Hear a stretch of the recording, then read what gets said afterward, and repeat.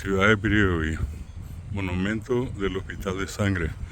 Aquí en este lugar fueron incinerados, fueron quemadas 600 personas en plena guerra de la Triple Alianza con el Paraguay, en la más sanguinaria, la más sangrienta, la masacre que se desarrolló acá en Piribebuy, repito, por parte de las tropas aliadas al mando en ese momento del general João Mena Barreto, quien fue ultimado de un balazo por el mejor tirador que tenía el ejército paraguayo, el cabo Gervasio León.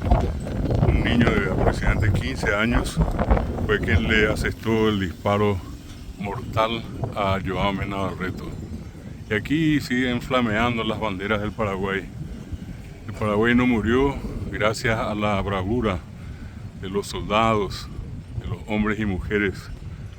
Paraguay, pese a todo, inclusive poder ser considerado como un gran cementerio con casi 1 millón de muertes causadas por la Triple Alianza, hoy continúa vivo, soberano e independiente.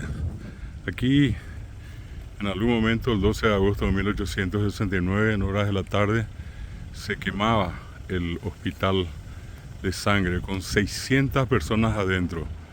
Si Coabolaños se llevó a 400 almas, aquí en este sitio histórico de Piribebuy, 600 personas, incluidos algunos brasileños atendidos por el ejército paraguayo, fueron muertos, quemados en el antiguo hospital de sangre en la ciudad de Piribebuy, aquí en el departamento de Cordillera.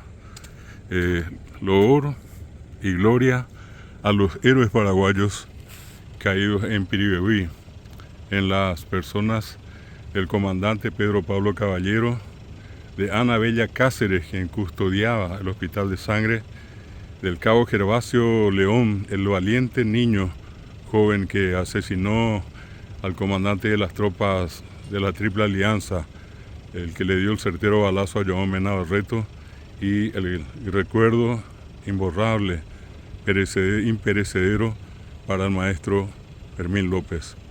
Piribebuy, 1869, 12 de agosto 2026. Y aquí sigue ondeando la bandera paraguaya.